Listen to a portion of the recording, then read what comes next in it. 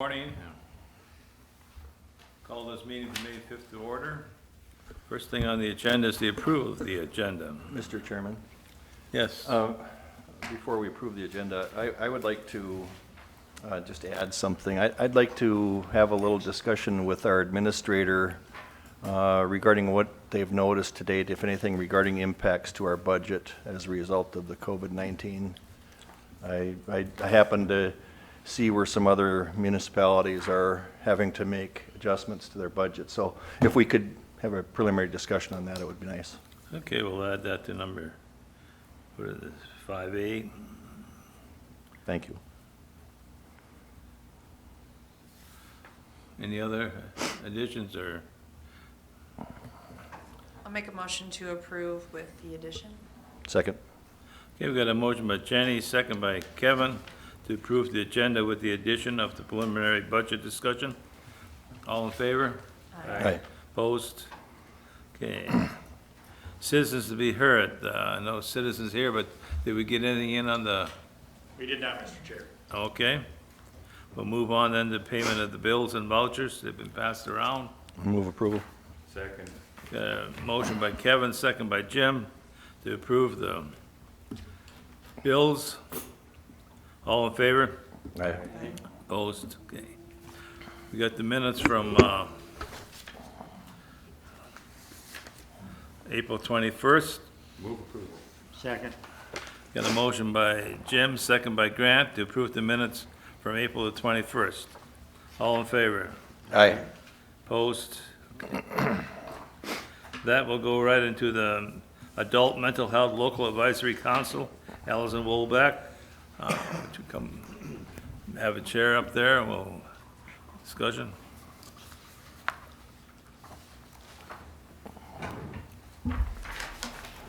Good morning. Good morning, Allison. As you said, my name is Allison Wolbeck, and I am co-chair of the Clay County Adult Mental Health Local Advisory Council. We would like to thank you all for your past and current investments in the Local Advisory Council. This past year, we were able to purchase a prize wheel, trivia prize wheel, and assorted marketing materials for use at public events. We ask true or false or multiple choice questions related to mental health, and it sparks a discussion amongst those who are present about mental health and help reduce the stigma surrounding that. As we know,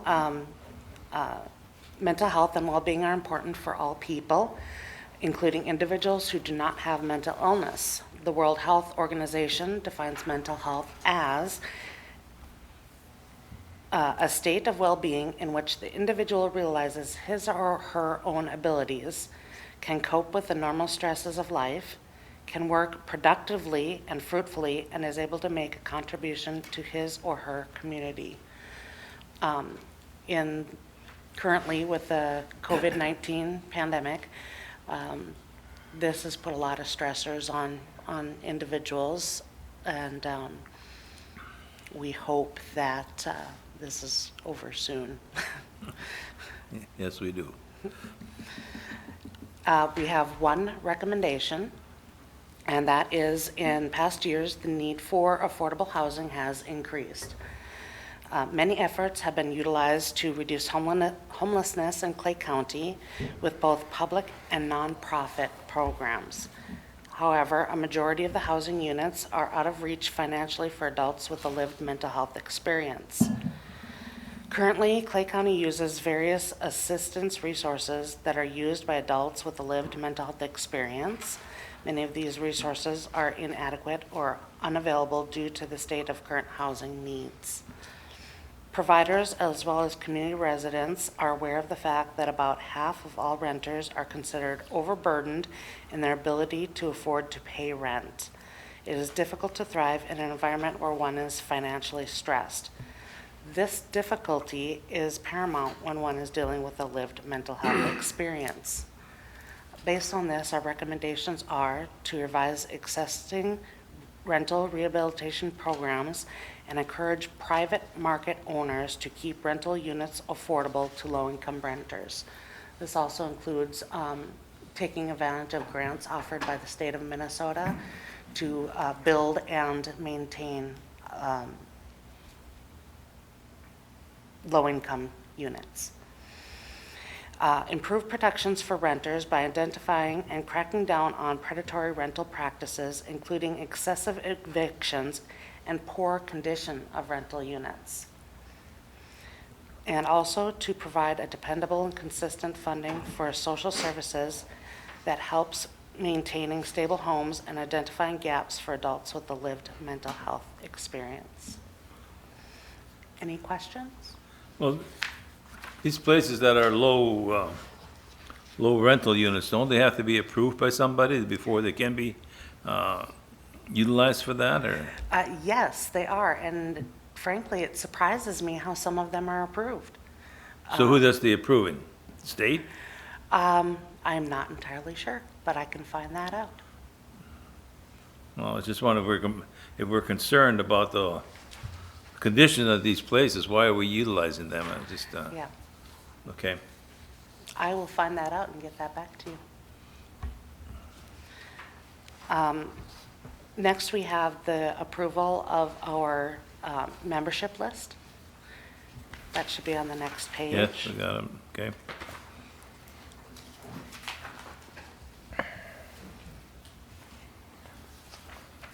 So what do you need, approval on this or something? Yes, we do. I'll make a motion to approve the membership. Second. Okay, we got a motion by Grant, second by Jim to approve this membership list. Is there any further discussion? Has this list changed at all? Pardon? Has your list changed at all recently? No, it has not. It's been the same. So it's just a matter of renewing everybody that's on the list? Yes. I mean, that was on there before. Very good. No, there's no further discussion. All in favor? Aye. Opposed? Motion passes. Okay, do you have anything further to discuss on that? No, I don't. Okay, Allison, thank you for coming, giving us a report. Thank you.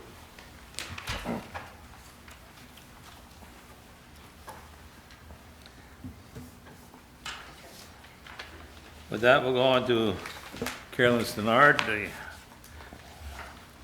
report of the Children's Mental Health Local Advisory Council and proclamation for Mental Health Month.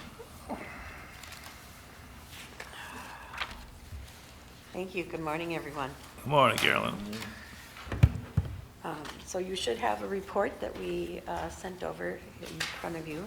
As I said, my name is Carolyn Sternad, and I am the co-chair of the Children's Mental Health Local Advisory Council here in Clay County. So it's always been our practice to kind of summarize some of the work that we've done, and you can see that in the report. I won't go through it line by line for you. Our first page of the report is our membership. We've added a couple of new members. One of them is Friends of the Children, Dave Kemper, and we have Solutions Behavioral Health that's now been involved with us as well. So we're very pleased about those two new additions. I've listed out kind of the projects and some of the things that we've done over the last year. You'll note the last two events that we had planned, the Lunch and Learn on Family Engagement, as well as a booth at the annual Kids Fest event was canceled due to the COVID-19. Hopefully that family engagement one will be rescheduled in the fall. Kids Fest will not be rescheduled until it's annual time again, so that won't be until next April. The activity that we do at Kids Fest is we have a pong board, and kids drop down a little token, and then wherever it lands, there's a emoji with a different type of face, and kids have to tell us what that emotion is, and then they can practice making that face. So the parents always appreciate when they land on the angry face, and then the kids get to practice that one. Kids claim they never use that one at home, but parents seem to not always agree with that observation. But it's just a fun little game to bring about awareness of the social emotional development in our kids. We also annually do 2 surveys. We do a parent survey and we do a professional survey. And so I'll just briefly kind of go through some of those results. This year, 30% of the parents completing the survey indicated they were aware of what mental health services were available in the county, and this has been an increase since last year. 66% completing the survey indicated they were somewhat aware, and only 4% completing it indicated they were not aware of what mental health services are available in the county. So this is an improvement. We've been out working with families, that others in the field are working with families to understand our system and to know what's available. Most helpful services included the individual therapy. Children's case management is a very popular and much needed service.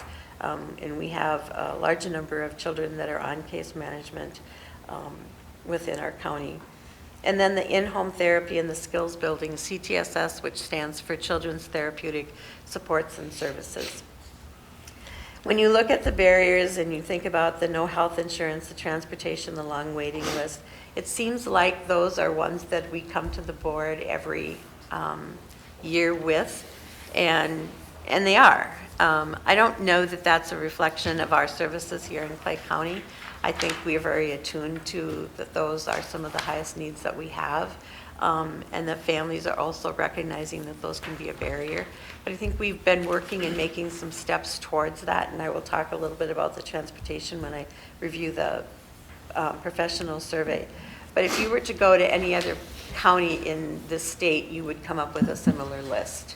You know, families struggle with the insurance piece of it, and the long waiting list, we all struggle with those kinds of things. So one of the new questions that we asked, which kind of surprised me, when asked if they prefer in-home services or in-office services, the survey results were 50-50, and that was kind of a surprise to me, because I thought more would say that they wanted it in the home.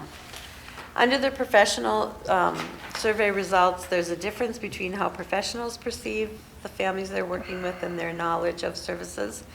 And that's okay, because those families are working with a service provider, and so they're getting that help and they're learning about those services through that. So they're not kind of out in the public where our parent survey were. Their barriers that they identified were really pretty much the same as what the parents had identified as barriers as well. We asked a specific question about how they're addressing the transportation barriers, and we probably got 50 different answers to that question. And so I was very pleased to see how they were utilizing the school-based mental health programs that we have, providing more of that in-home therapy, utilizing the case managers, helping families to access the medical transportation reimbursement, which I think is huge if we can get families to do that and understand that, because that is probably one of the biggest things that we can do to reduce barriers, if we can help families navigate that system, and for some families just to be absolutely aware of that system as well. Some agencies have started providing some transportation as needed, gas cards, free bus passes. One agency is using Uber. They received a donation from someone within their organization or their nonprofit, and so we're using that for Ubers. So I think we're making progress in that. I don't know that I'm ever going to come to this meeting and say that transportation's not an issue, but I want you to know that it's less frustrating for me this year that that's on there, because we are making progress. We're also part of a regional transportation group that is trying to address those transportation issues as well, and looking at volunteer drivers and those kinds of things. So some of the successes, we are leading the way on doing the family and youth engagement as part of the state system of care work. I really want to thank Rhonda Porter for her, she is working as part of the system of care grant, the pilot project that we have here in Clay County with the coordinated intensive bridging services. And she's involved the LAC early on in that process and has allowed us to be a part of that. And we are very pleased to be a part of helping them kind of understand how that impacts children and families. And so as we move forward, we are going to be working closely with Rhonda about that, as well as Michelle from Clay County Social Services.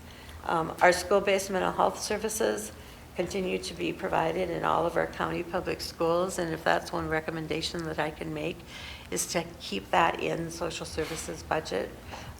They provide the collaborative about $20,000 in funds to help with the collaborative dollars, and the schools who are putting in dollars make that program possible, and so we appreciate that contribution towards that program. And then just our collaboration between all of the LAC partners. We've got a really dynamic group. They meet every month, and there's always really good conversations. We're thankful that Jim is a part of that and always brings the news about what's happening here at the county when we're doing updates. So that's and then the last part of the report that I sent to you is our work plan. And quite honestly, it's pretty much the same work plan every year because it is what's required for us under the statute. So we do that. I want to thank the board for your continued interest in this, as well as thank Rhonda and Michelle for being a part of our LAC and providing us feedback and support through it all. And I want to thank Jim as well for attending our meetings and participating in our discussions. Yeah, I had a question on you talked about you got some funds to, you utilizing Uber and stuff like that. Then you also said that you got volunteer drivers. Don't you have enough volunteer drivers that were utilizing Uber and stuff? Uber seems to be a more expensive way to go, but Well, yes. You know, the volunteer drivers part is, it's not something I'm completely familiar with, but it's part of that regional work that's being done to build up our number of volunteer drivers. I think for some of our families, that can be a little bit tricky just because of all the needs of car seats that young children need. And Uber is expensive, but if somebody's going to donate the dollars for it, that's okay too. But I don't know that we have enough volunteer drivers. I was just, because I'm concerned that Uber, do they have the facilities to handle some, or I'm sure they're particular who they're using or who they're sending on Uber, but Right. do they have the facilities to take care of them properly? Yeah. So, And in some cases, you know, if the child has case management, that case manager can drive that child to an appointment, but cannot bring the parent with. It's kind of one of those system rules within that program. So they can't provide a ride for the parent to that appointment, and so the parent needs to find an alternate way of getting there.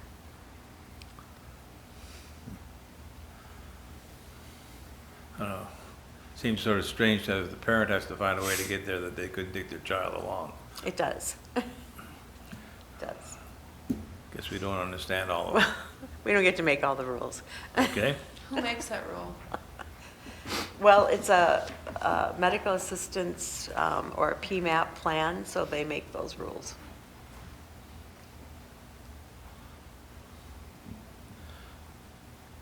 Anybody else with some questions for Carolyn? Appreciate you coming and talking to us, Carolyn and Allison. Thank you. Okay. Should I read the proclamation, or did you want to read You're it? sure or- welcome to read that. Okay, I'm going to read our proclamation. Before I do that, I just want to note that with the COVID-19, as Allison said, there's a lot of stress with that among adults. There's also stress with that with kids. And the school is working very hard to help those families with kids who are challenged by this online home learning piece. And like Allison too, I hope that we can get back to whatever that new normal is and have our kids back in school working on their social emotional pieces. Okay, so Mental Health Month 2020, Clay County Proclamation. Whereas mental health is essential to everyone's overall health and well-being, and whereas all Americans experience times of difficulty and stress in their lives, and whereas prevention is an effective way to reduce the burden of mental health conditions, and whereas identifying and intervening and addressing problems with effective treatment early improves children, youth, and adults to lead full, productive lives. Whereas Clay County has made a commitment to community-based systems of mental health care for all residents and has appointed local mental health advisory councils for adults and children. And whereas each business, school, government, agency, healthcare provider, organization, and citizen share the burden of mental health problems and has a responsibility to promote mental wellness and support prevention methods efforts. Therefore, we, the Clay County Board of Commissioners, proclaim May 2020 as Mental Health Month, and specifically May 7th as Children's Mental Health Day in Clay County, Minnesota. As Commissioners of Clay County, we call upon citizens, government agencies, public and private institutions, businesses, and schools in Clay County to commit our community to increasing awareness and understanding of mental health, the steps our citizens can take to protect their mental health, and the need for appropriate and accessible services for all people with mental health conditions. Adopted on the 5th day of May 2020. I'd move the proclamation. Second. Okay, got a motion and a second to approve the mental health proclamation. I don't know, my copy has in top month 2019. I don't know Okay, if the original copy has that or not. it's got 2020, the one you signed this morning. You got the 2020 on I that, got the very good. 2020. Yep. Okay, Yep. so we've got a motion and a second to adopt the Clay County proclamation. Any further discussion? All in favor? Aye. Aye. Opposed? Okay. Thank you. So on Thursday, wear green for Mental Health Awareness Day for Children. And then while you're visiting the Dairy Queen on Main, look up the week of the May 18th and you will see our billboard. I'm not going to tell you what it is. You have to go look for it. I see. Carolyn, are we supposed to approve your work plan, or is that just for information? That's for information. Yep. But you're certainly welcome to approve Oh, it. I guess, I don't know if it's, I didn't know if you formally required it, your agency formally required us to do it. Oh, no. Our council approves it, but, Okay. yeah. Okay. Thank you.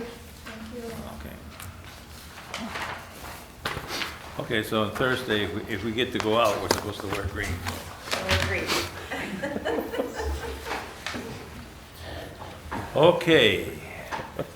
With that, we're going to move on to Kathy McKay. She's going to give us an update on our COVID-19. Kathy's been always very informative on her report, and thank you again for being here.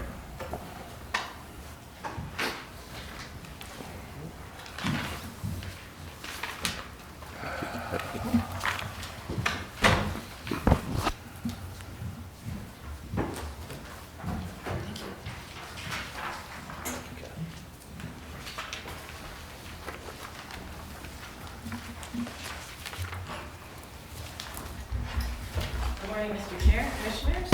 I handed out just the usual numbers that we are watching, of course, daily. This is the numbers from May 4th. They will change at about 11 o'clock every day. They update those on the website. So as you can see, the Minnesota cases are 7,234 to date.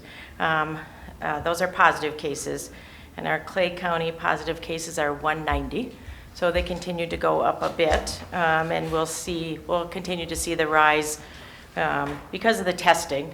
They're able to continue the testing, so we'll see those numbers increase. We haven't seen a decline or that leveling out yet. The Minnesota deaths are 428, and then the Clay County deaths are 13. So when you see the number of tests completed, there's been about almost 86,000 tests.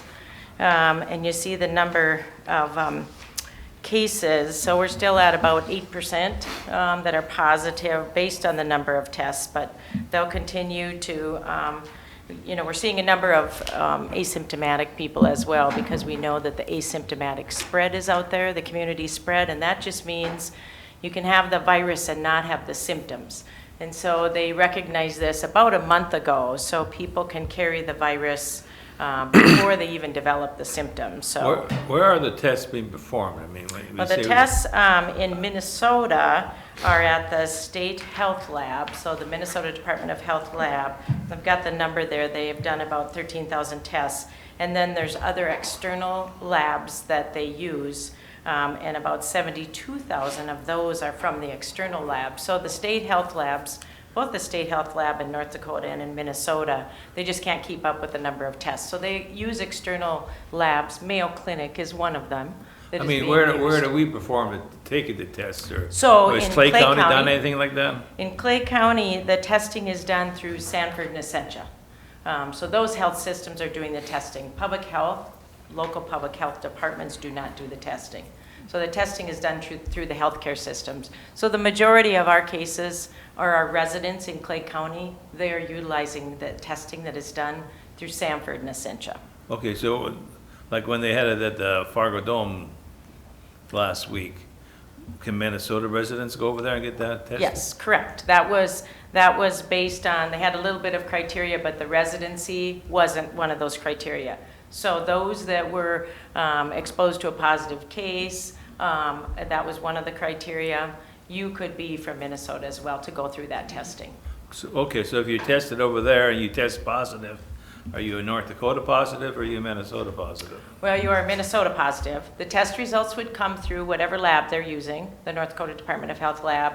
They also use other labs for testing, so the testing results would come through that. And if you're a Minnesota resident, will receive that test result. Minnesota Department of Health will receive the test result as well as the individual, and then Minnesota Department of Health will follow up on that contact tracing. Thank you. So that Yes. positive would be included in this number. Correct. So Yeah. then if I'm a Clay County resident and I succumb to COVID at a Fargo hospital, am I included in Fargo death or North Dakota death number or in this number? You'd be included in this number. Okay. Yeah, so it's based on your residency and where you're a resident of. Yeah, good questions. So, Mr., just to follow up to our chairman's question, so those tests that were performed through North Dakota Public Health at the Fargo Dome, there had to be criteria to get in line. That's correct. And was that criteria developed through contact tracing?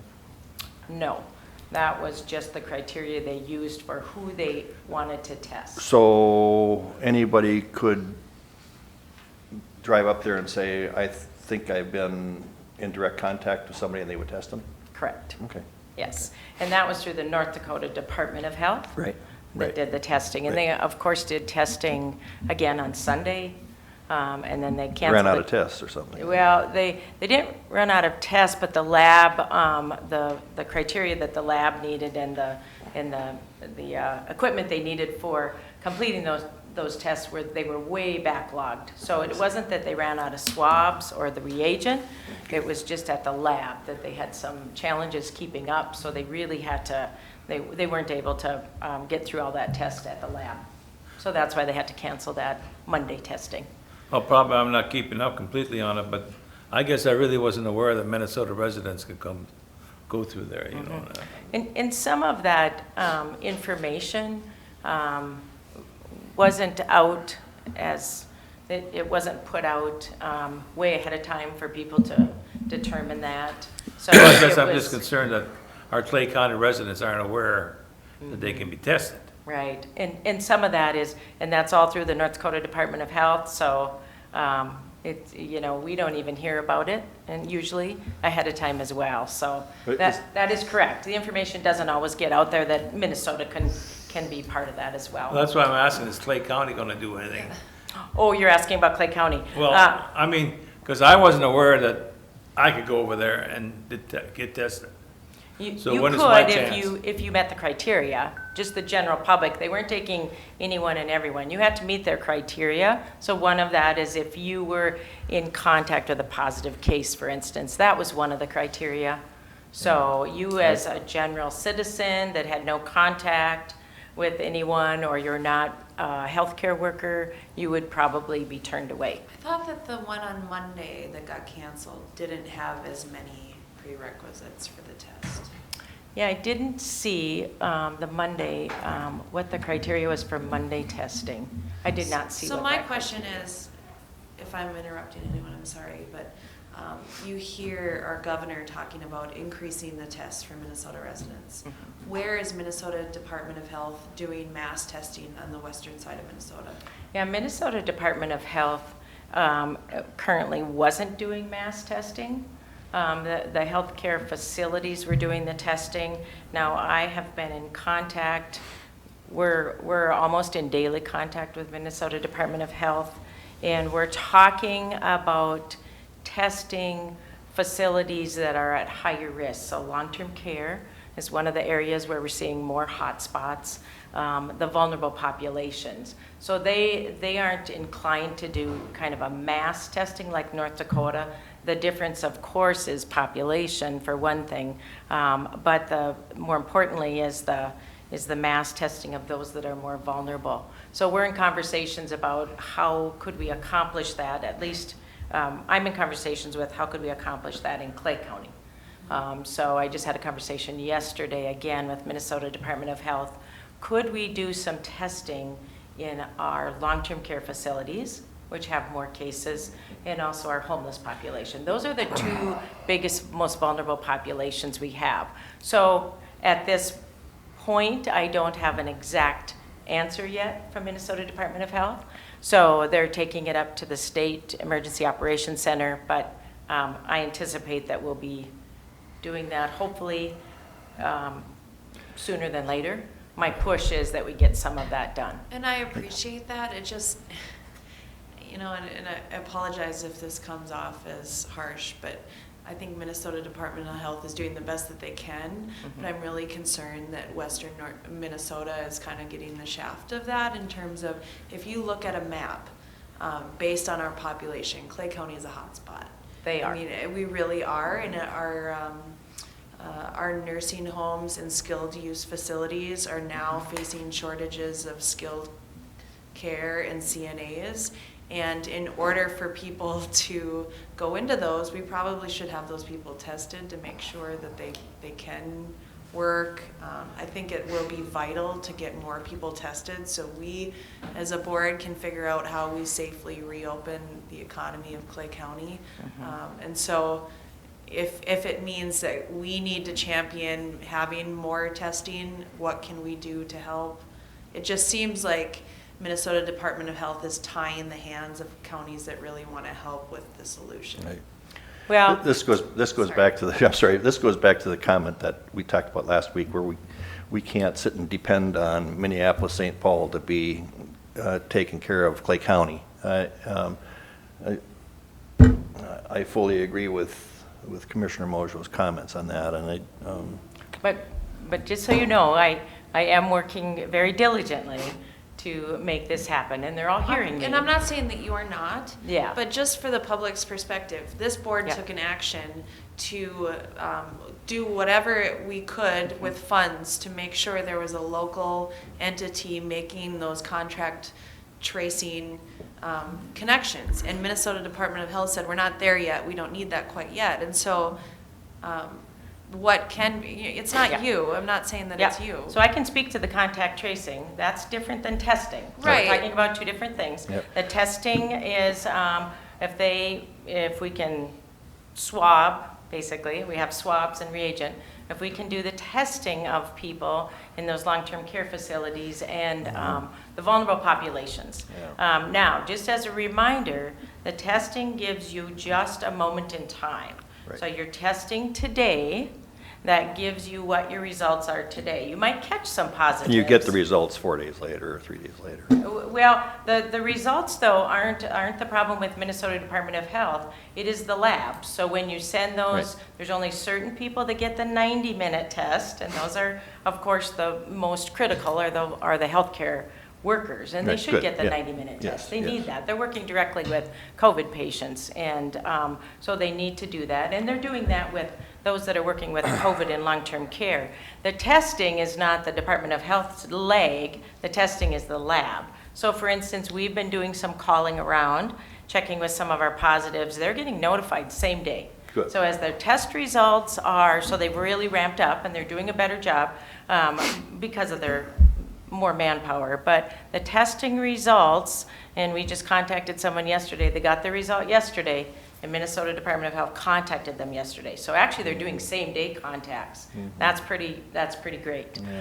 So it's much improved. So the contact tracing is just that. So if you have a positive case, somebody with experience, so right now, the experience has to be public health, or epidemiology background or infectious disease background. You can't just use anyone because there's so many variables and so many questions. So if you use those that are not having any experience with infectious disease or epidemiology, it's double the work because they have to go back to the officials and say, okay, this is the question they had, what about this? So that's who they're hiring in Minnesota Department of Health. I do have a list of some people that could participate when we do that, if we do that. We did fill out a survey, so that results are back at MDH about do we have the capacity, how many do we have that could potentially be in that first tier. That would be our first tier category of those that have the experience to do the effective contact tracing. So that's where that's at right now. The testing is a separate thing, and those that can do the testing are the Minnesota Department of Health, North Dakota Department of Health, and then, of course, the healthcare facilities. Just like we're seeing in our area, it's Sanford and Essentia right now that are doing the testing. And it is about 2 to 3 day lag with the testing and the results. That's just the reality, both in both healthcare facilities and also at the state labs. Now, they have their criteria of who is the highest need and highest risk to get those 90-minute tests. And those people are getting tested that are working directly with COVID cases. So that's an important piece to know. So they are doing the best. Local public health is not responsible for testing, nor will we ever be. And contact tracing may come if Minnesota Department of Health gets backlogged again. Yeah. So they're so far been able to keep up. I'll go back to my original question as far as being tested and stuff like that going. And you said they determine whether you should be tested or not. If you're permitted to go to a grocery store, and I go to a grocery store, pick up my supplies, and I feel I was in contact with somebody, who determines whether I was in contact with somebody or not? Do they get to determine that, or do I determine that? No, the health department, excuse me, not the health department, the medical facilities, so you'll call Ask a Nurse, and you will ask, because you aren't going to just show up to the emergency room, so you need to call ahead and Well, ask. what if I just go over to the testing site? Oh, if you go over to the testing site, they'll screen you. So they're screening with all the testing Well, if sites. I say I was at the grocery store and I thought someone was coughing, do I get to be tested? They will determine your risk. So they'll ask you more questions about that, and they'll say, no, you're in kind of a low risk right now, so you're not going to be tested. They'll determine that. We'd love to test everybody. Well, If that's we what I'm could, looking we'd at. test the entire population, but that's not where we're at right at this point. So Okay. they'll do the screening. So those that, if you go through the drive-through, they'll screen you, and they turn people away because they haven't met the criteria. And they could turn you away at the Fargo Dome when they did that testing as well. So those screeners will screen you. Mr. Chair, Go ahead. can I do a follow-up to your question? Go for it. So we understand now that Sanford and Essentia are the ones responsible locally for testing. And when I say locally, I mean maybe the region that they cover, Correct. right? Because it is more than just Fargo and just Moorhead. It could be any place in Clay Right. County. Right. And so one of, our own chairman of our board just said a few minutes ago that he had no idea that he could go get in line at the Fargo Dome. And no discredit to our chairman, but we're involved with this. And if we don't know, as a Clay County residents, that we qualify to get in line for the testing when they do these at the Fargo Dome, how in the world is any other resident of Clay County going to know they can do that? So I think what our chairman was getting at is what can we do to, when they do that, to ask the media, for example, because it was all over the media that they were doing this. And why can't part of that be, okay, Clay County residents, you qualify for that too? Why can't that message be shared so that our residents know that this a river doesn't divide this testing because we're dependent on those facilities on the Fargo side or North Dakota side. And just so you know, that's through the North Dakota Department of Health. I will just say this, even North Dakota local public health was not aware of when they were gonna start that. I- So the communication didn't happen even on I that side. don't, I don't want to put blame to anybody, No, Kathy. no. I just Right. I just want to recognize where Right. there might be inefficiencies that can be improved Yeah. and how we can go about it. Yeah. I don't want to point fingers about the past, but moving forward, Right. I want our Clay County residents to be informed as to when those tests are happening in a public drive-through, that they're it's equally available to them to go to. Yeah. It's really simple. And we've sent that message. Okay, okay. So, just so you know, we'll see about the next time if we get notified or not. I just am not quite sure why the state public health offices, both of them, are operating with such a lack of local involvement. That's right. And local input. It just does not make sense on any, it's almost like, okay, local resident, Minnesota Department of Health is not doing mass testing in western Minnesota, you can be covered by North Dakota Department of Health. But then the local public health office doesn't really know what's happening. I mean, this is, We've addressed the communication gap almost on every call that we have. So there's certainly, there's been some frustration expressed, and so they're fully aware of that communication gap, so, and I understand that this is unprecedented, so I get that. yeah, But when we Yeah. are all trying to be part of the solution, yeah. there comes a point where you need to outsource some help and say, we need a little more local involvement, because the local involvement is there and ready to help, so. Well, we're very involved, just so you know, locally. I know you are, but what I'm saying is, the state is not allowing you to help with some of the things that they need help with. Well, they don't, the testing is never going to be local public health, so that is not going to be a local thing at all. It's always going to be the state health departments and healthcare systems, like the Sanford and Essentia. So that we cannot help them with. Contact tracing, so far, they're up to date on that.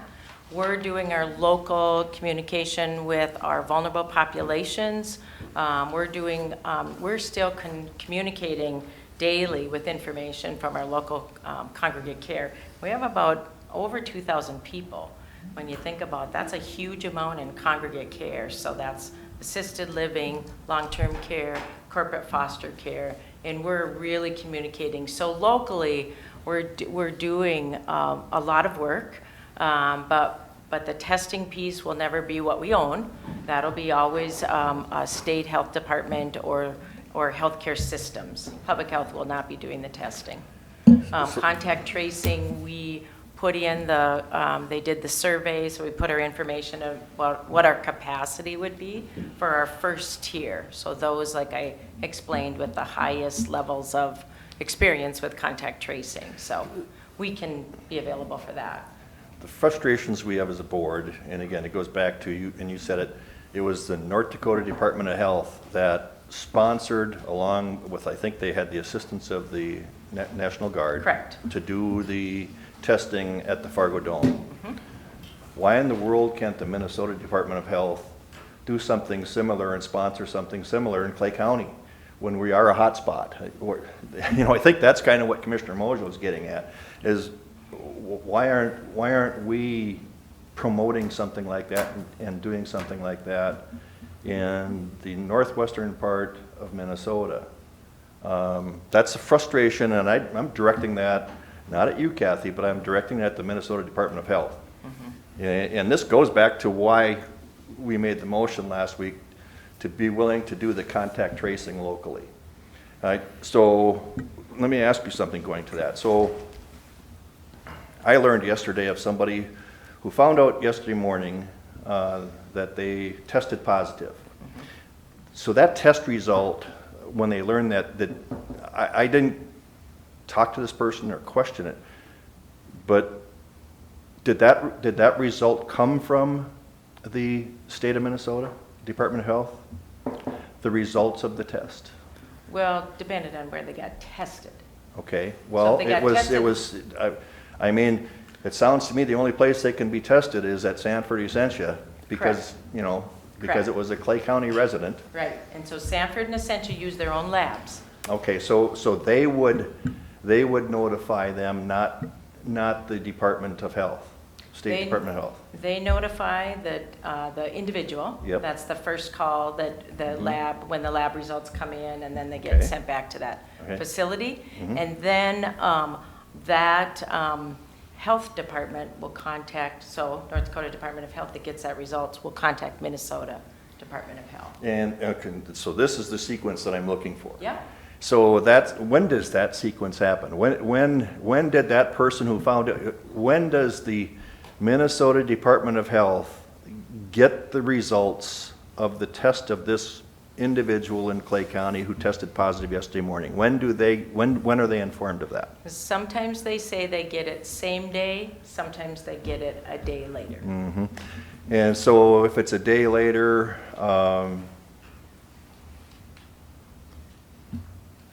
when does the contact tracing start? Well, just like I mentioned yesterday, when we did some random calls, they were called the same day Okay. at the individual. So they were able to get the test results to that Minnesota Department of Health, and then Minnesota Department of Health in turn called them. So I guess my point is that this person who was tested had no symptoms. So the person, because you have no known symptoms, you're asymptomatic, Correct. right? And so that asymptomatic person had the person not been tested, walking around, and can be spreading the virus. Yeah. As there's many people walking around that Right. can spread the virus, many people. We'll see more and more asymptomatic positives. And that's why the contact tracing that's why we need to get on this. Yeah, the contact Locally, tracing, not by Minnesota. but more the testing, Yeah. Commissioner Campbell, I think you're thinking more of the testing. It's two separate things. So the testing is important. That's important to get the asymptomatic people. But again, they're not doing mass testing. As you saw with Governor Walz, he said the increased testing was hoping to hit 20,000 a day. That's how many people they wanted to be able to test in Minnesota. They're trying to ramp up, of course, testing in North Dakota as well. So their where are goal those is to do 20,000 that. a day being tested?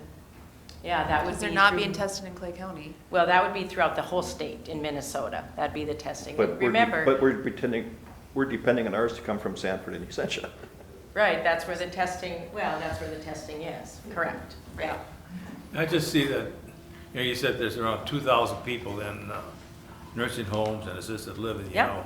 And I've got no percentages, but I think you hear 80-90% of people that are dying are from, are from assisted living or Long-term care, long-term care. yep. So can't we just go test all those people in there? I mean, we're talking about 2,000 people.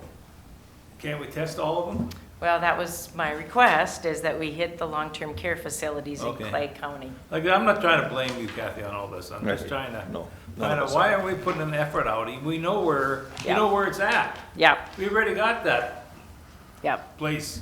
They're in long-term care. Let's test those people. My point is that our fatality rate for positive cases in Clay County is almost 8%. And if you had anything with a fatality that was almost 8%, we should be pushing harder. And that's why it maybe comes off that I'm being quite pushy, but I think it's ridiculous. I mean, I really do, that we have, Minnesota Department of Health won't tell us where they are. You can do the math. If you have 13 deaths in Clay County and 90% of them are in congregate care, which if you follow the state average, and they're only saying technically that 2 congregate care facilities in Clay County are positive. I mean, there's a lot of gray information that's not being let out, and as a public official, that's disappointing.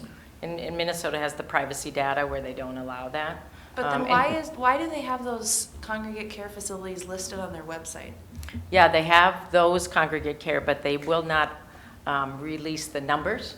So, Right, Right, but there's another facility in Clay County that has had losses because of COVID-19, and it's not listed on there. Yeah, and they won't list all of them.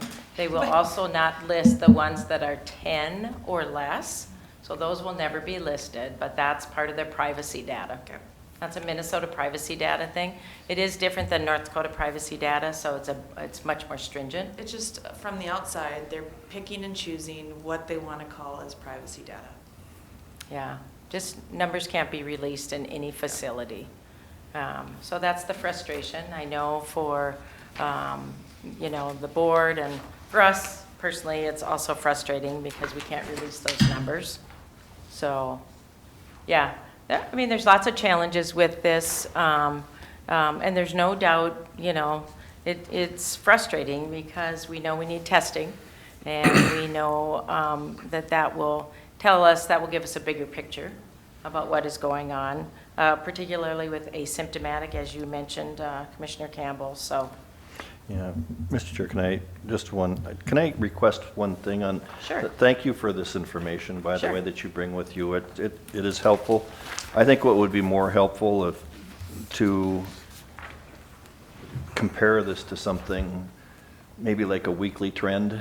Oh, So I so can when I bring look that at the to you. purple box, unless I go back and pull out some papers, what was it last week?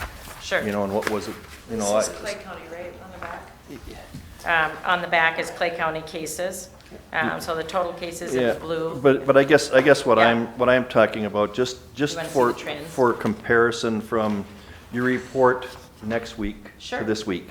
Absolutely. And I'm probably talking about what's in the purple on page 1 and maybe the first 3 bullet points. Sure, yes, we And can do that's- that. I think that would be helpful to me. Absolutely. And I think that might give us an indication, what's going on. We're still in Minnesota in a stay-at-home deal till May 18th. Correct. Right across the river, they're not, and maybe seeing some of these things, what these Sure. trends are, Absolutely, we can get that to you. it might be helpful to us. Absolutely, yes, we'll do that. The good news is we received $25,000 more dollars from a foundation. Leslie has written for the first funding I mentioned previously was $102,000, and she wrote another grant to a foundation, and they just awarded us $25,000. Now that funding is for the work with our homeless. So we're working with our homeless shelter, and of course we have a facility where we can place those that are positive, so those that are quarantined or isolated, those that have symptoms, and so that funding is for those intentions. So that's the good news, that we have $125,000 to work with right now. The numbers have been low in that facility, which has been good, meaning there hasn't been a lot of ill and symptomatic people in the shelter. So that's been the good news. So. Well, I guess I look at the good news is you can say you got 125,000. I guess my questions have been, let's use it for testing people, Yeah, it's not, but it's again, not working remember, we can't test people. I So, know and we you keep can't coming use it, back with that. It's we just- can't use it for testing. It was specifically for the work that we would do with the most vulnerable population. Yeah. And that's why we were awarded, because they're the highest. I understand what you're saying, Risk. Kathy, and Yep, I'm not disputing what you're saying. right. I'm just saying we've got money available here. It's $125,000. I'm saying, can we utilize it to test some people? No. And you say, no, we can't use it for that much. That's. Right, yeah. We need the vaccine, and that's being developed, and typical vaccine for a virus is 12 to 18 months. They're talking about that being expedited. Be nice if we get a vaccine. I talked about herd immunity before. If we could get 70% of our population vaccinated, we'd have pretty good herd immunity. We don't want 70% infected. We want 70% vaccinated. So more to come, but that's not going to be quick. I'm more hopeful for a faster resolution to therapeutics than I am for a vaccine. As was mentioned this morning, the common cold is a virus, and Right. we haven't got a vaccine for that yet. Right. We have, but influenza, we have a vaccine for. Right. And that's seasonal, so that's every year. So the more people we vaccinate, the better protected we are. Just think of what that death rate would be if we didn't have a vaccine. for Oh, the flu. exactly. That's exactly right. And this with this virus, testing or vaccine will be great. So I know the health systems are also looking at the antibody testing.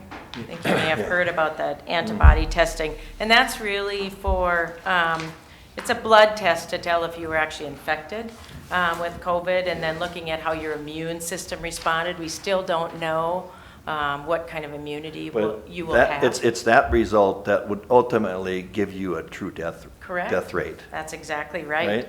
It usually takes about 4 weeks for that antibody to see how a person has responded to that. So we also don't know how long that will protect you. So more to come on that, but the health systems, I'm talking about Sanford and Essentia, when we have weekly calls with them, and they are hoping to be able to start doing some antibody testing in the future. It's not immediate. They have some things to go through yet for that, but that's a hope.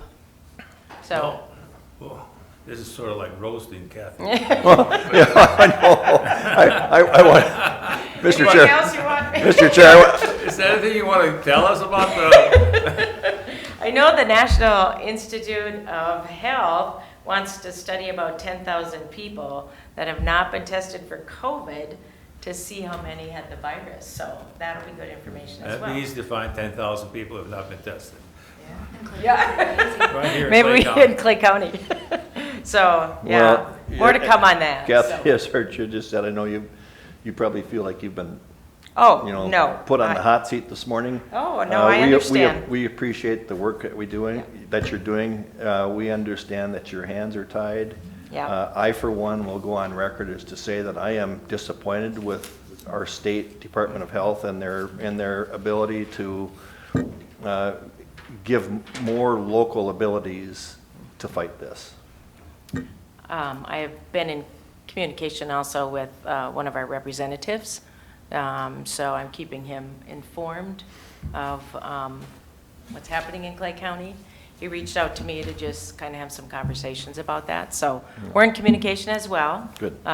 So we'll continue to communicate, and I'll continue to communicate with Minnesota Department of Health. They're fully aware of my frustration, so more to come on that. Thank you. Any questions, anything else? You probably don't want to tell us anymore. Well, I think we covered quite a bit, No, so. you didn't. Thank you so much. Yeah. Kathy. Yeah, Thank you. Kathy. I mean, By the way, are we having the press release tomorrow? We're having a, yes, we're having a press conference tomorrow, and I don't know, We haven't had any conversation. Oh, okay. Okay. Because there's a town hall. The mayor of Moorhead was invited to have a town hall virtual meeting with one of the local stations for about an hour. It's actually this evening, 8 p.m. to 9 p.m. He just contacted me yesterday afternoon and asked me to be available for that. And he also requested that I reach out to a commissioner to be on that town hall virtual meeting. So, and There you that's go, Tim. tonight. That's tonight at 8 o'clock, and it's virtual. So I'm going to get. They were going to. What they did. I don't know if there was a town hall meeting with West Fargo mayor. There was a town hall meeting that was about a week and a half or a week ago maybe, and then a town hall meeting with the mayor of Fargo. And so then they're wanting a town hall meeting with Moorhead. Now, the last two were just with the mayors. Mayor Judd wanted to invite a few more people to be part of that. So they're going to send that to this radio station to see if that's okay, that they have multiple people as part of that town hall.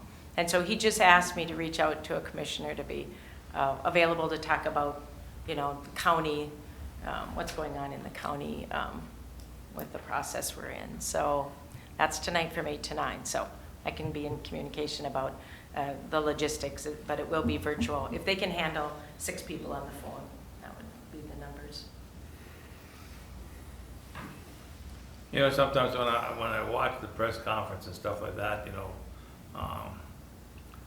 I don't know how much information is going out on those, when you read a presentation, you read something to somebody, and it's just, is that giving out information to our, I mean, enough information to our people, you know, what is it telling them, you know? When you read something, I mean, we read it in the paper, we hear it on the news, and then one of us reads it, you know, and it just, I'm trying to find the benefit of that. I mean, I think it's great that they come out and tell us, you know, what's going on and stuff like that, you know, but, are we getting to the gist of it, though? Yeah, and it's as good as how many numbers of people are watching that press conference. That's true, I don't even know how many people watch it. Yes. Right, I'm not sure how many people are actually watching those, so that would be interesting to note. I can check with the Fargo, they host it, so I can ask the Fargo Public Information Officers, what kind of, do they know how many numbers of people are actually watching that press conference? Okay. Thank you. Okay, thank you. Thank you, for being Kathy. patient with us. Okay, I think we're gonna skip number 4, our committee reports, and move on to number 5, our highway department, and, we've got some, approval of yearly supply bids and bid opening for 6 bridge replacements. So we'll take the supply bids first, I guess. Good morning. Good morning, Dave and Justin. This is our annual yearly supply approval of materials and culverts and bituminous. On April 30th, we did open bids at our department, and it was for corrugated metal culverts, bituminous mixture, rental of construction equipment, and then our main one is our gravel bids for the year. We did increase this quite a bit from last year's numbers, trying to get more gravel on our roadways. All in all, I think things went pretty well. Hopefully everybody has a pack in front of you. We did get 2 different suppliers for the corrugated metal culverts. One is local and the other one is down in the cities area, and it does require shipping, so our past practice has always been to buy local. It's cheaper. There's no cost for delivery, and there's like 3-day turnaround time, so it works out pretty good. We're extremely fortunate to have a local culvert supplier in town. Bituminous mixture, there was a few different, depending on where we're working in the county, I guess there's different locations. I think there's 4 different suppliers there that we kind of utilize depending on where we're at and then how busy they are as well. So it's kind of nice to have flexibility there to use either one of those 4 companies. Rental of construction equipment, there again, we try not to rent equipment, as you know, we like to do it in-house if we can, but it's also nice to have flexibility here if we need an additional piece of equipment or some help hauling materials to get it done quicker and that sort of thing. So I guess I would recommend that we do approve all bids for the corrugated metal culverts, as well as the bituminous mixture and the rental of construction equipment.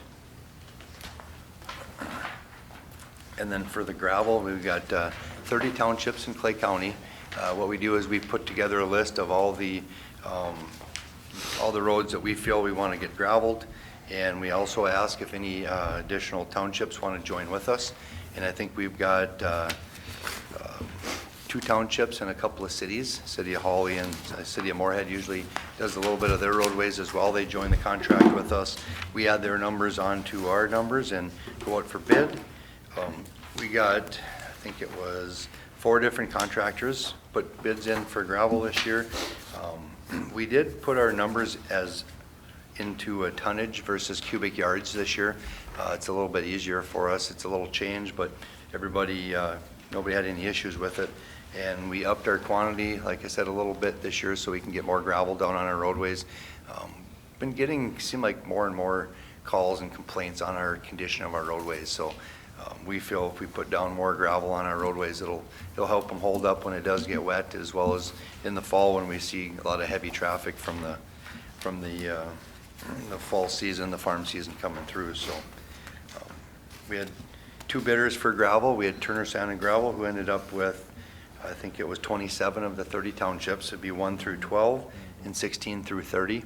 And we just start up in Georgetown and go across 5, 10, 15, 20, where there's 5 townships across east to west, and then 6 townships going north and south. So aggregate industries out of Moorhead did get 3 townships. They got townships number 13, 14, and 15.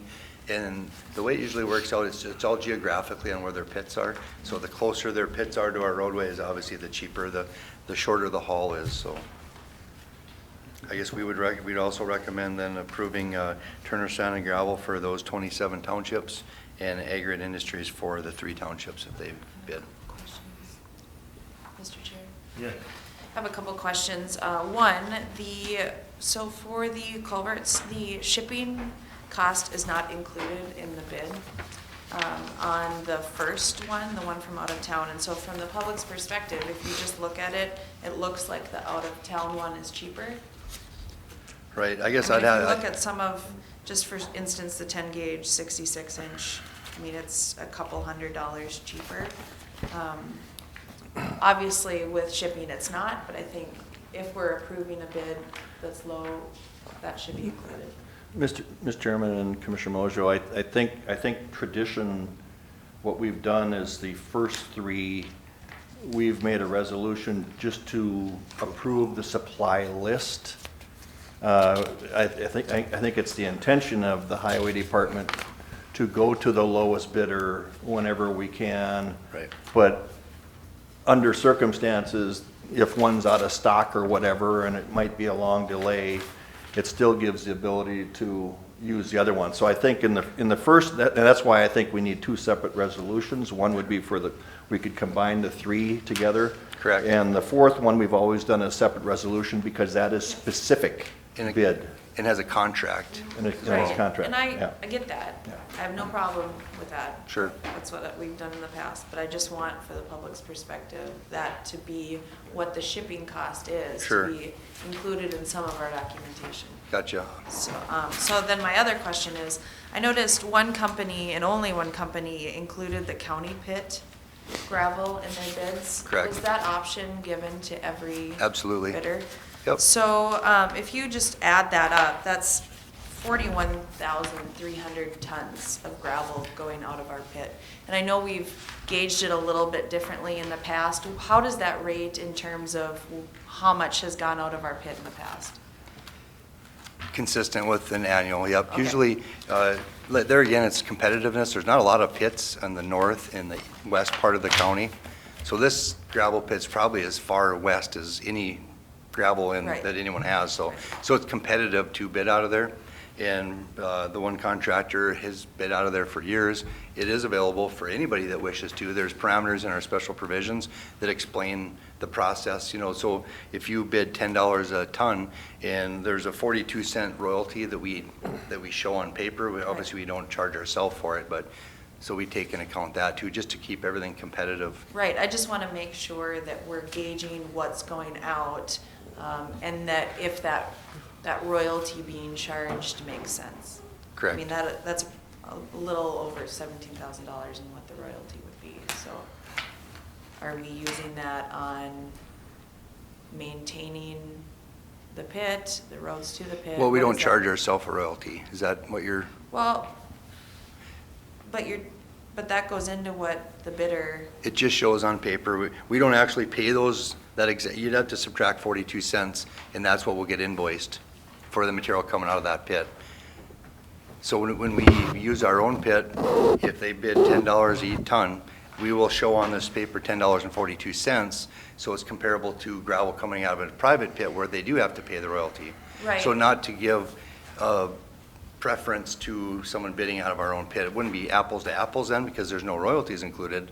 right? 'Cause we're It not just gonna- seems like if you are a company, and you have to pay royalties to other companies out of other pits, is Right. this a competitive rate? Or is it fair? Actually, it's on our agenda to talk about our royalty at our next Highway Tracking Committee meeting, because we've talked about that internally as well.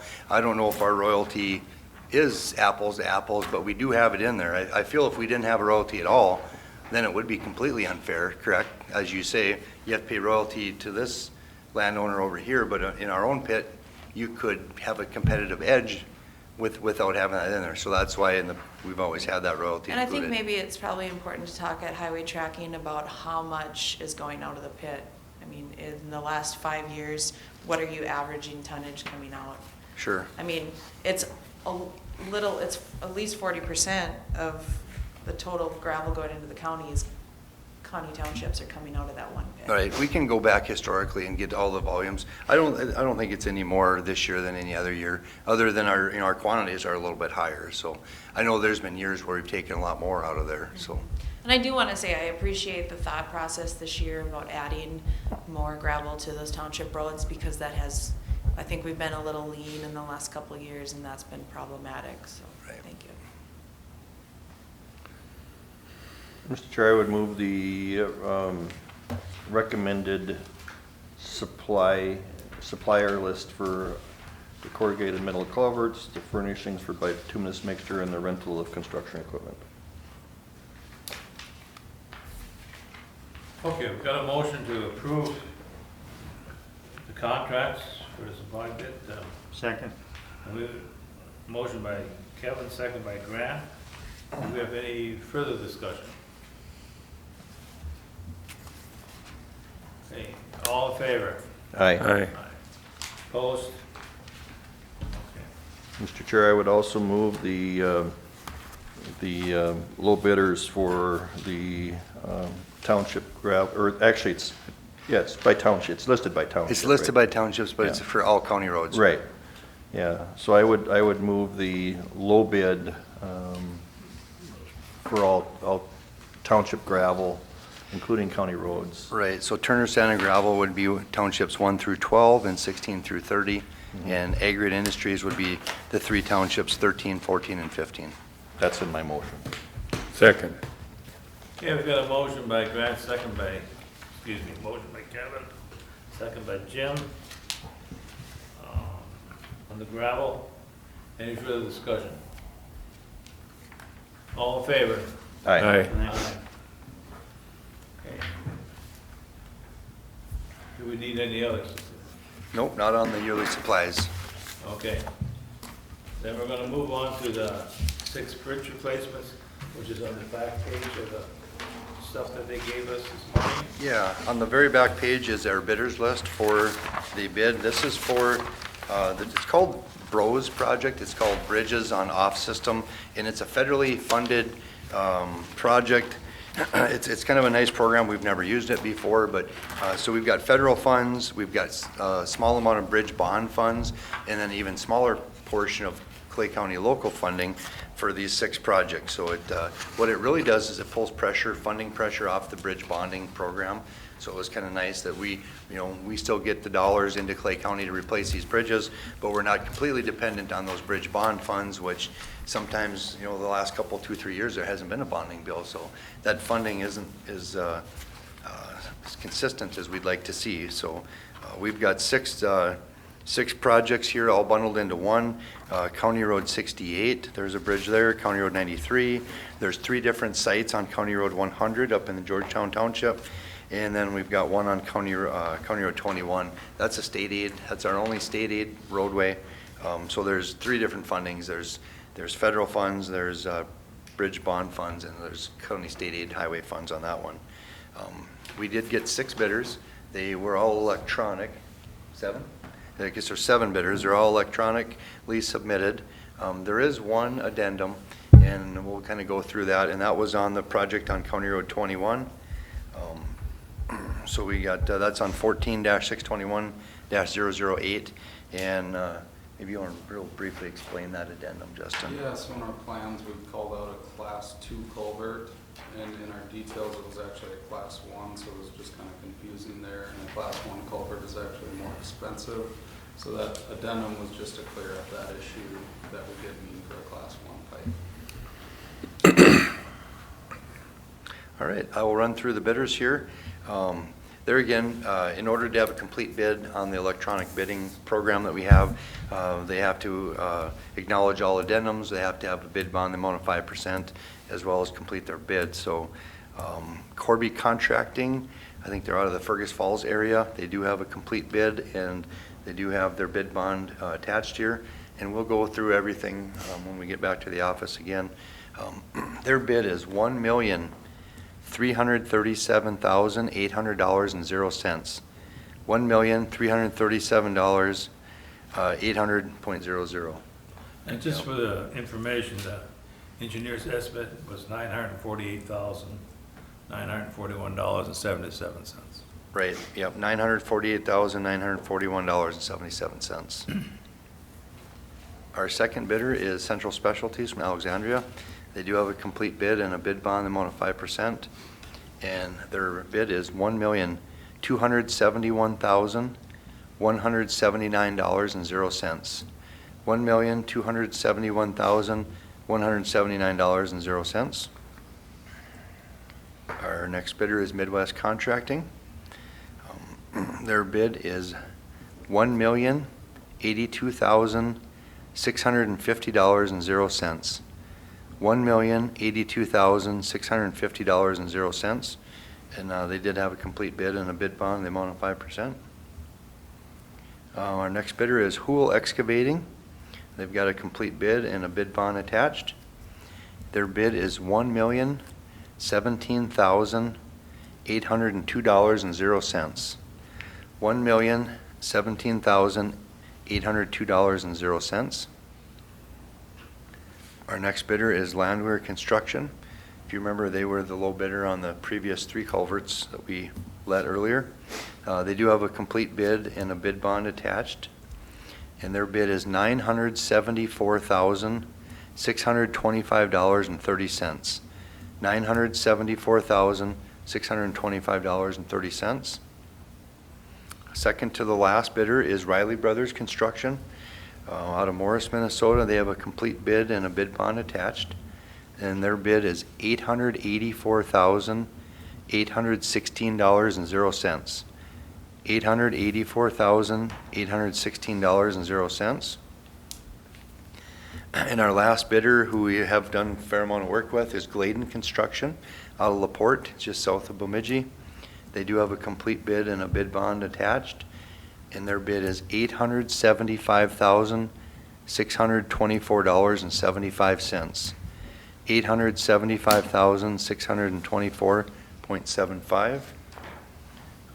I guess we'd like to recommend approval of the bids contingent on no errors, and then being that there is federal aid dollars, concurrence with the Civil Rights, Office of Civil Rights clearance from MnDOT as well. Move approval with those conditions. Second. Okay, we've got a motion by Kevin, second by Jenny, to approve the bids as presented after they go through them. Any further discussion? All in favor? Aye. Aye. Opposed? Okay. That was nice to see the bids, the way they came in. As we just heard this morning that the suppliers of the culverts are really struggling trying to find employees to keep the plants going, and that there may be delays in the product, there may be increases in the pipe price, but it looks like our bids came in pretty good. Now we just got to find out if the delays are going to be something that's going to be an issue or not. Okay. Thank you. Thank you. With that, we're going to go into a preliminary budget. Do you have any information you can give us there, Steve? Thank you, Mr. Chair, members of the commission. Lori and I have been having ongoing conversations, trying to monitor some of the challenges that have been brought on by COVID. We spoke most recently yesterday on a couple different things. I think from the standpoint of Minnesota, the big piece for Clay County is the sales tax piece, and we won't, the state has pushed that back for a month, so we're not going to get any new information as far as sales tax goes until into end of this month, beginning of June. And so we won't know about the distribution there. From our revenues, of course, we're really what we're kind of looking at is lost revenues versus delayed revenues. And so our motor vehicle, of course, was closed for a while, but we've started to open that up to a series of different things, and some of the lost revenues that we're going to have there will come back. Same thing with our recorder's office. We've been having some ongoing work that's been done. The land documents have still gone out. We've recently opened up different licensing. And so those are some of the things that we certainly have delayed, but we believe that we'll get those back. Social services and public health, as we've talked about here, has been able to retain their reimbursements. DHS and MDH has changed some of the restrictions that they had to stand by in doing the face-to-face, and so they've been able to continue to generate, I guess, those appointments, which generate the revenues that they're at. And so, from this point, I think that in talking with Lori, we feel very comfortable. I guess that we'll know a little bit more here as we go on, but from this standpoint, I guess we feel pretty comfortable of where the county sits, and we'll have a better idea once the sales tax comes out. When we looked yesterday, Commissioner Campbell mentioned, City of Fargo last night made some general fund cuts. I think it's important for our citizens to understand that Fargo has each city, municipality, county has a different way of dealing with it, and Fargo relies a great deal more on their sales tax than Clay County does as a percentage. And so when you look and break down what the City of Fargo did, they had about $3 million in general revenues that they looked at, and so they're making some adjustments by not allowing trainings and not allowing out-of-town travel, which we've already made some of those adjustments at the county. Some of their seasonal positions, part-time positions aren't going to be hired this year. And so we've already made some of those adjustments within our county and our departments. And a big chunk of that is about $7 million, which has to do with capital projects that they're doing. Infrastructure things, and that doesn't necessarily mean, depending on the federal stimulus, they might not do some of those, but those are kind of where the City of Fargo is looking at capturing some of the costs that they are looking at saving. Do you have any estimate as to what not having employees going to conferences or travel-related expenses, what that total has saved us? I did reach out to Lori, and from the county's perspective, it's fairly limited. Many of the trainings that we're going to, as employees, are mandated trainings to keep their certifications, and so some of those will need to continue to happen, but it's a fairly limited dollar amount as far as the training piece. I think Mr. Chairman, I think it's going to be no surprise regarding the sales tax issue. I think that we all know it's going to be, somewhat reduced.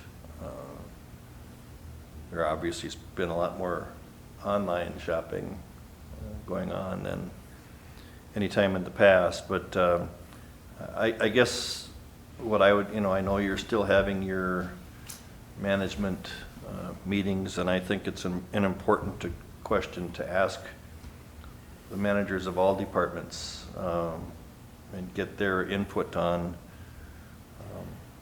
what they're seeing, and I don't think we're going to be interested in any surprises come September, October.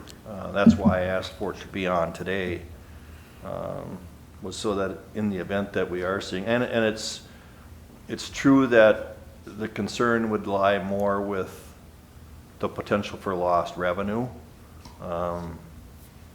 Currently, I don't, other than the travel restrictions, there really isn't any changes to what we've approved from an expenditure standpoint, but we approve those expenditures based on revenues. And, just like anybody, if we do end up seeing significant revenue changes, where's that going to come from? It's the old question that Commissioner McCarthy would always ask. Where's it coming from? And I guess that's kind of why I brought this up, and I don't want to see any surprises down the road.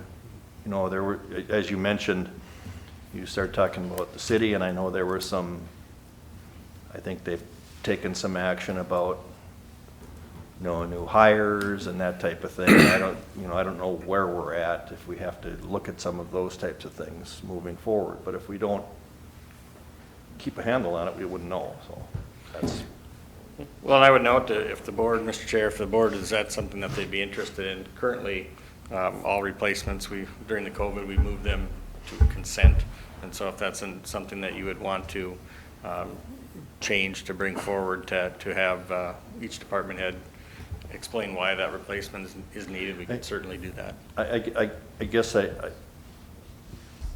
you know, I think the replacements, I think it was, you know, I even suggested that we can do that on consent, but the point that I'm trying to raise is, you know, if we're into losing, are we talking millions? Are we talking 1 million? Or what are we, in potential revenue losses, you know, what percentage of that is that to our budget? Sure. That's, if we don't ask the question, we'll never know. Right. So, No, and I think we'll have, with the sales tax piece, we should have a better answer here within the month, and I think that would most likely be our largest issue. You know, I think we've shared here on at different board meetings, you know, as of this morning, our property taxes continued to come in really at paces ahead of other years. Our citizens continue to pay their property taxes at the full year. And so we're seeing a benefit there. You know, one of the other things that we're extremely fortunate in our area is that from an unemployment insurance standpoint, we're kind of an anomaly. Some of the Minnesota counties on the borders are not seeing the significant unemployment insurance requests that we're seeing in other parts of Minnesota. You know, we're right around that 6.7%. You know, we're looking at the state average is right around 20%, and so we're fortunate that we're keeping many of our citizens employed here in Clay County.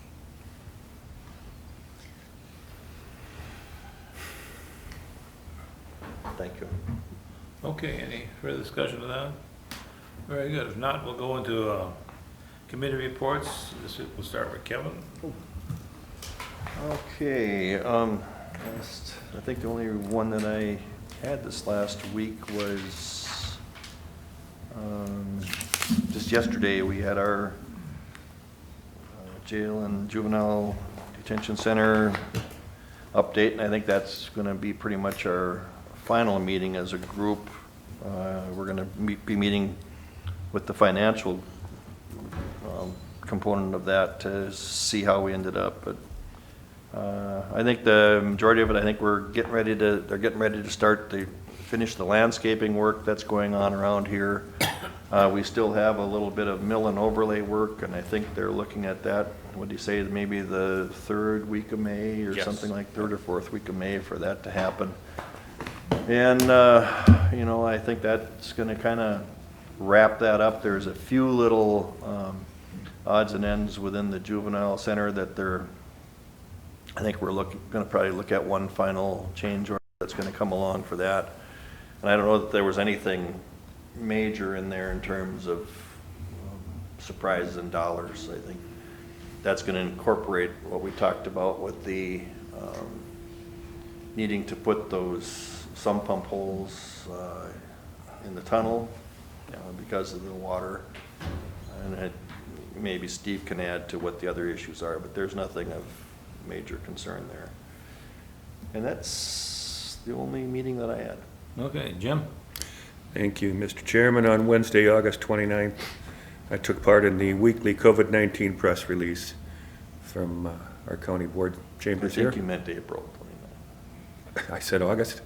April, I meant. I knew it was an A month. Yeah, anyway, I took part in that. That was my report. Okay. Grant? I had the